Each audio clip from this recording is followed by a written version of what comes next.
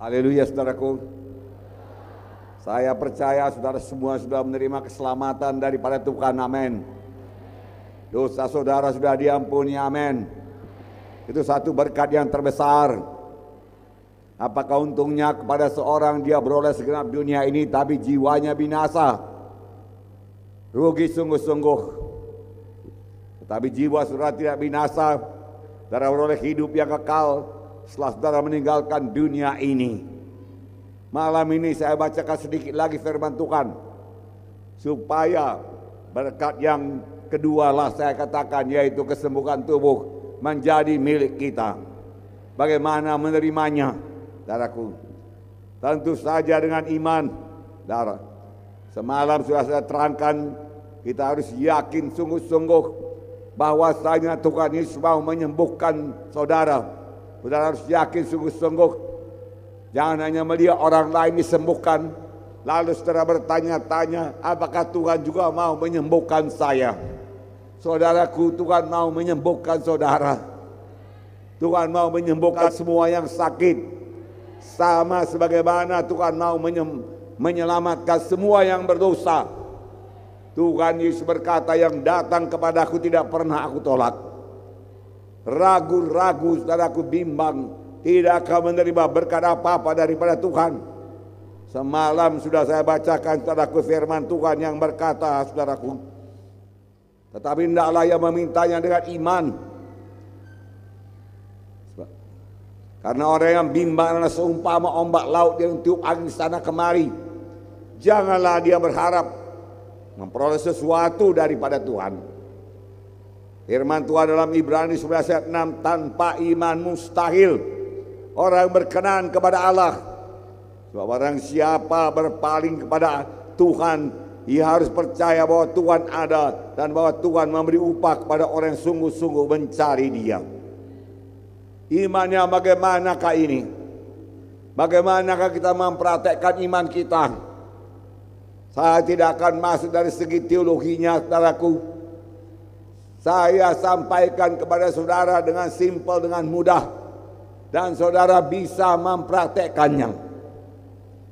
Contohnya, saudaraku, dalam Alkitab dalam Markus 5 diterangkan mengenai seorang perempuan yang sakit 12 tahun. Dia sudah kena susah dari banyak tabib dan telah menghabiskan uangnya semua. Tiba-tiba dia mendengar berita-berita tentang Yesus. Yesus yang menyembuhkan penyakit. Yesus yang tidak pernah menolak orang yang datang kepadanya. Lalu dia pun berkata, kalau ku jamah saja jubah Tuhan Yesus, aku pasti sembuh. Kalau ku jamah jubah Tuhan Yesus, aku pasti sembuh. Kalau ku jamah jubah Tuhan Yesus, aku sembuh. Sudahkah dia sembuh pada waktu itu? Belum. Tetapi dia melihat dirinya sudah sembuh.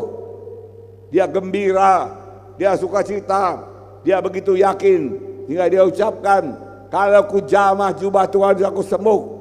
Dan dia cari Tuhan Yesus. Dan dia jumpai Tuhan Yesus di tengah kerumunan laki-laki. Saudaraku, dia datang terbungkuk-bungkuk. Karena pada waktu itu, saudaraku, tidak layak seorang wanita, apalagi sakit pendarahan, masuk dalam kerumunan laki-laki. Sebenarnya untuk berjalan saja, melewati orang ramai, dia harus berkata, najis, najis, najis. Aku najis. Tapi dia tidak peduli semua itu. Dia datang kepada Yesus, saudaraku. Diam-diam dari belakang dia jamah jubahnya. Sebab dia sudah berkata berkali-kali dia berkata, aku sembuh, aku sembuh, aku sembuh. Walaupun pada waktu itu dia belum sembuh. Tiba-tiba kuasa mengalir dari Yesus.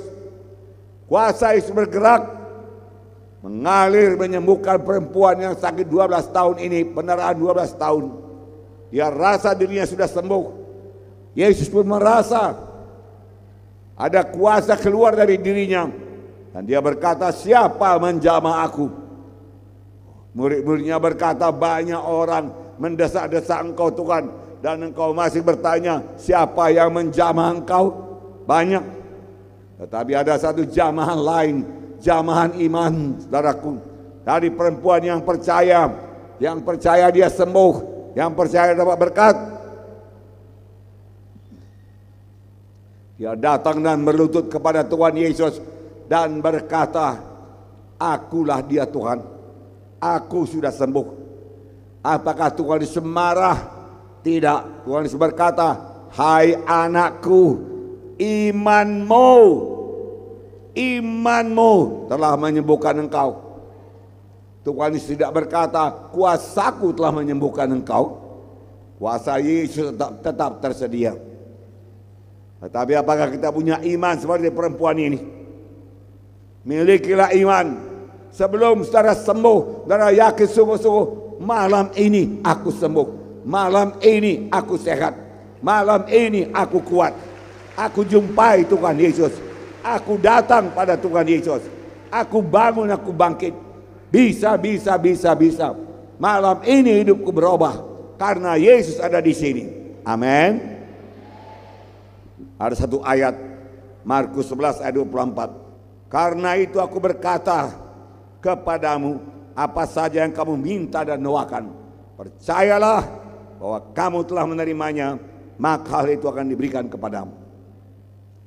Apa saja yang kamu minta dan doakan, dan pada waktu kamu berdoa, kamu percaya, maka hal itu akan diberikan kepada kamu. Pada waktu saudara berdoa, saudara sudah percaya, pasti sembuh. Oh, pasti sembuh, mahku, pasti sembuh. Dalam nama Yesus, Tuhan tidak menolak aku, walaupun secara panca indera, secara perasaan, rasanya belum ada yang sembuh. Tapi secara iman, saudara berkata lebih dahulu, aku sudah sembuh, aku sudah sembuh, aku sudah sembuh. Amin.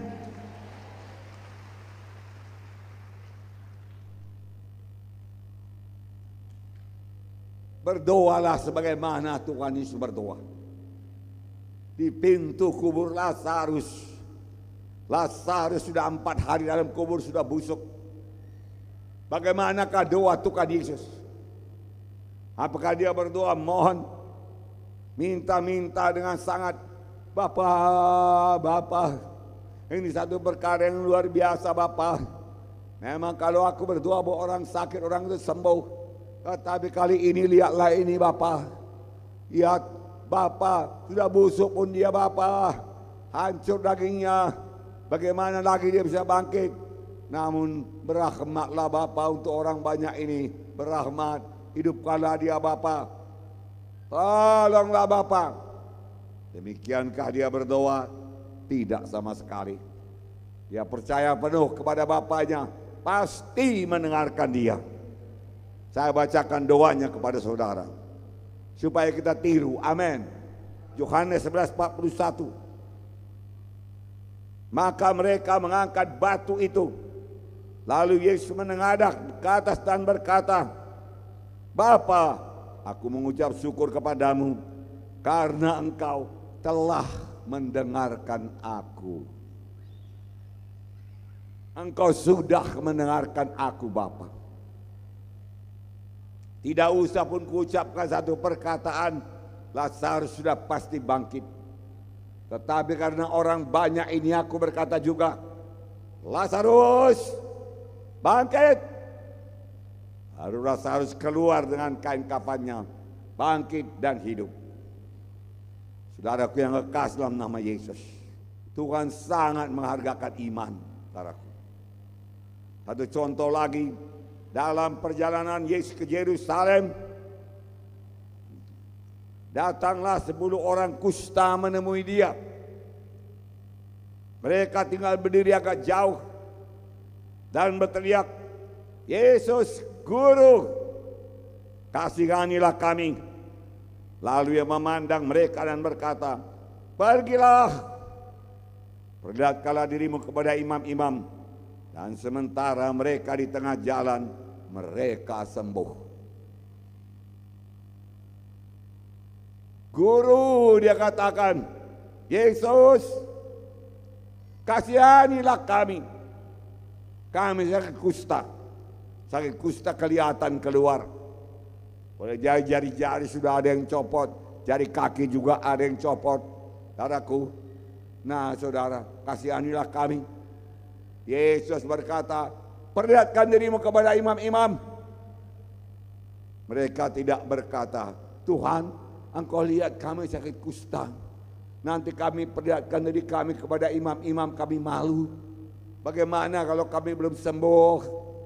Tapi mereka yakin apa yang difirmankan Tuhan pasti jadi. Tuhan tidak menyuruh mereka perkara yang sia-sia. Tuhan tidak mau mempermalukan mereka. Dia pergi menunjukkan dirinya kepada imam-imam. Di tengah jalan 10-10-nya sembuh. Sayangnya hanya satu yang kembali bersyukur kepada Tuhan. Saudaraku. Pegang firman Tuhan. Tidak ada yang mustahil. Saudaraku Abraham, saudaraku, bapak orang percaya. Firman Tuhan berkata, aku tetapkan engkau menjadi bapa dari banyak bangsa. Dia percaya Allah sanggup menghidupkan orang yang mati. Maka Tuhan sanggup menjadikan dengan firman-Nya apa yang tidak ada menjadi ada. Tidak ada anakku menjadi ada anakku.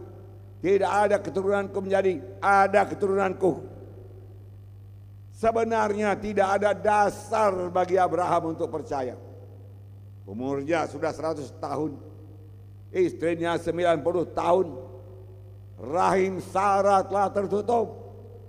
Tidak mungkin. Ahli kedokteran manapun saudaraku berkata, sudahlah Abraham, lupakanlah. Lupakanlah. Ahli kebidanan berkata, sudahlah Abraham, lupakan. Tidak mungkin itu. Belum ada sejarahnya Abraham. Tapi apa yang jadi kepada Abraham? Firman Tuhan berkata, terhadap janji Allah ia tidak bimbang. Karena ketidakpercayaan, malah ia diperkuat imannya dan ia memuliakan Allah dengan penuh keyakinan bahwa Allah berkuasa untuk melaksanakan apa yang telah ia janjikan. Karena itu, hal itu diperhitungkan kepadanya sebagai kebenaran. Pada hari ini sebelum kita masuk dalam doa, yakin sungguh-sungguh, gembira, sukacita, ini hari kebebasanku, ini hari kesembuhanku. Haleluya.